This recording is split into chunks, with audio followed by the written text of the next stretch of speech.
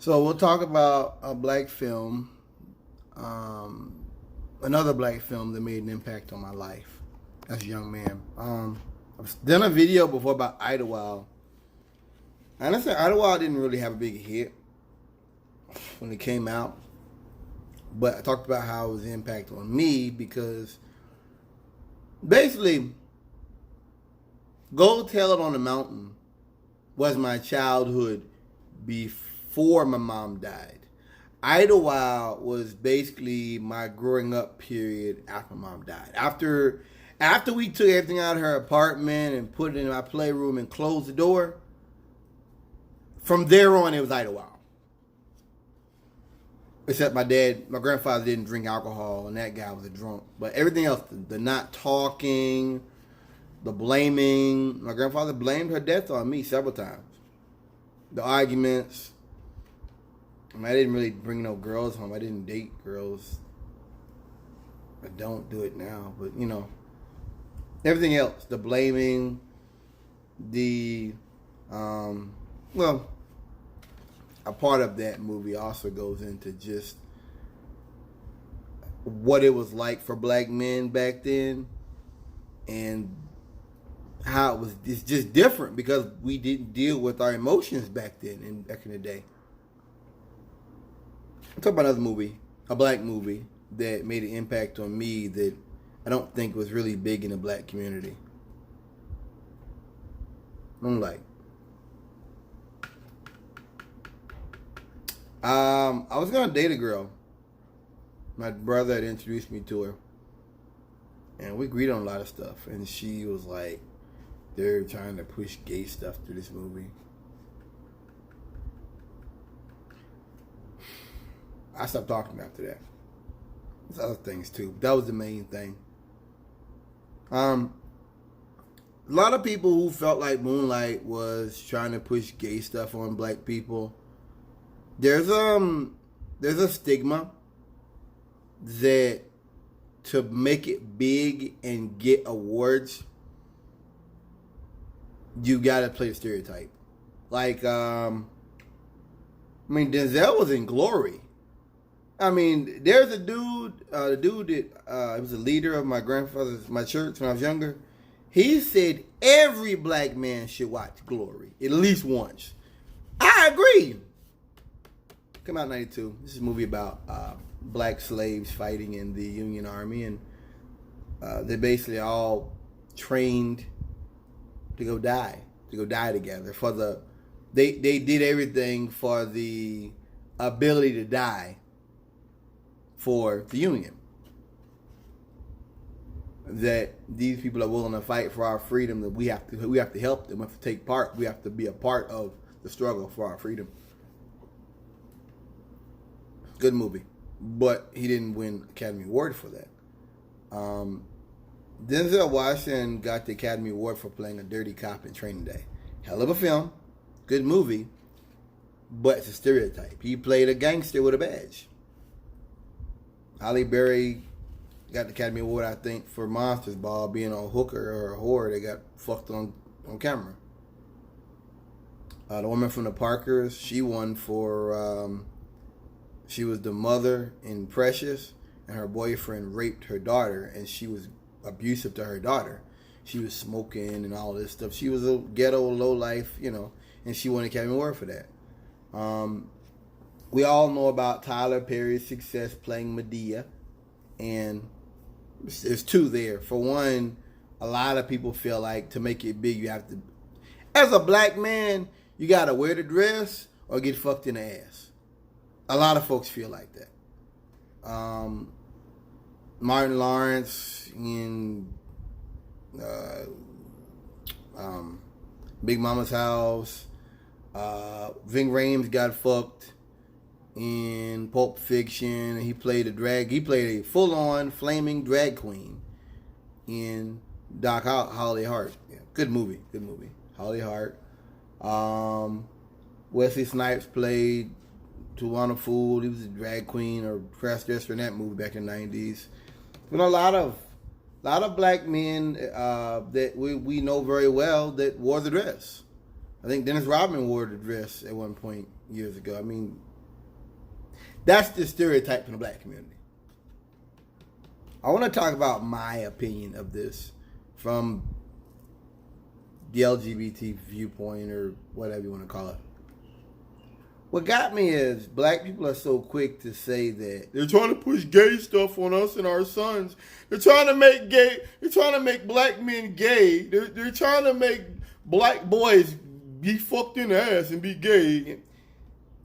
If you watch that movie, the very beginning, the way it starts, he's being chased down by other black boys of his own skin color, throwing rocks at him, and he runs in a house and he hides. And they're trying to break the window, and they really were trying to fuck him up. And he ended up, the dude that ended up, I guess you want to say molesting him, came to his rescue.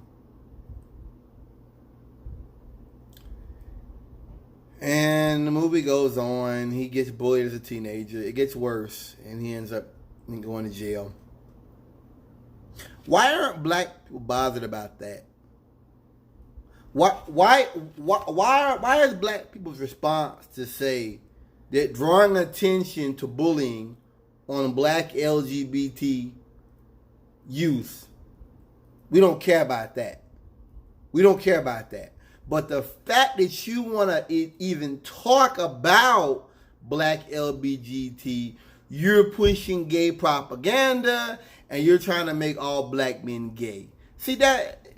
You guys ever think for 1 second that maybe somebody out there went through that and that that's not contrived, that maybe that was someone's childhood? Maybe they weren't molested. Maybe they didn't have a older friend to take them to the beach and all that stuff. But maybe they were chased down once or twice. Maybe they had been stuff thrown at them. Maybe not in Miami. You ever think that James Baldwin, he said "Go Tell on the Mountain" was like a biographical stuff. That was almost a biography to a certain extent of him, his youth. You ever think that? Maybe some black man went through that and wound up in Hollywood, wound up breaking through and said, you know what? I want to make a movie about bullying when it comes to the viewpoint of LGBT and black. You ever think about that? No. Oh, they're trying to make us gay. They're trying to make black boys gay. Oh, this is gay propaganda. See, that's black people right there. That's black people. You do nothing to deal with the issue, but then you get mad when someone else talks about it or brings it to the attention of the public. See, that's black people. That's something I learned when I was younger. I learned that growing up, that black folks will do nothing to solve a problem, but when another black person brings it up, has a discussion, sheds light on it in a constructive way, that makes him a coon, that makes him a sellout, that makes him an Oreo. No, bro. I ain't buying that. I ain't selling that program. I ain't buying that program. Nah. Moonlight, pretty interesting, story. Obviously, they didn't go into the fact that he didn't really have he didn't have a father. That was his, a father figure. I guess that kind of bothers me that black people don't get it. Like, black people are fighting for the right to be savages. We're not trying to make things better for our children. We just want to beat up on everybody else who draws attention to our feelings. Like that. Like, some think, is that all black people are fighting for? We want to have the right to kill each other now. And we want to have the right to beat up and bully black gay people. We want to keep those rights. We don't want to make things better for black gay people. Okay? We don't want to make no things better. But how dare you expose the way some of our youth treat other youth? Ain't that crazy? And you've had Seven Heaven. You've had plenty of white sitcoms address bullying. You've had plenty of white sitcoms. You had Glee So I don't want to hear no bullshit about that. You've had plenty of that. That I just realized that whole propaganda about turning kids gay, that's what it is. You're legitimizing bullying, whether you know it or not. You're legitimizing bullying. Just like when Obama speaks and they want to talk about his wife being a man and all that, you're just trying to, you're homophobic, and you're using the only tools you know how to attack somebody is to question sexuality. You're not dealing with them in a way that is legitimate. You're dealing with them in a way that you know how to attack the sexual orientation. I just feel like the movie came out, 2015 or something? 2016. I was close. We should be further along than this. This is why black men grow up and date white women. This is why. Not just the gay issue, just everything. That as a black man, when you, I watched a video about black anti-intellectualism. Great movie. I might watch it again. Great video. And the guy was talking about how when you're black and you do that, people think you're being white. And I got to the point where I accept that. You know, I don't bother myself with that. I've seen both sides of that. And he was just talking about how it's almost like when you get knowledge, you're being white somehow. You're gonna hate us because you're gonna learn truth or whatever. And it's sad because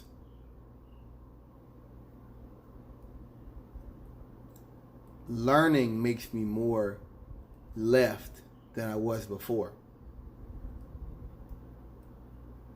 And I just realized with blacks, just that hatred for knowledge. Anti-intellectualism is big with whites, but it's a different story when it comes to black people. Like, they really hate information. They really do. I learned that recently. I'm not getting into that. I just going and dealing with truck drivers, black folks. I've said it before. I'm not fighting for a black homeland. I'm not fighting to go live with all black people. You got some really ignorant niggers out here, and they're proud of it. And they hate you for knowing anything. They hate you for having knowledge. They hate you for searching out truth. They hate you for it. So when I hear about stuff like this, that they're gonna make people gay and they're gonna turn our boys gay, I can't give it any merit. I can't give it any weight because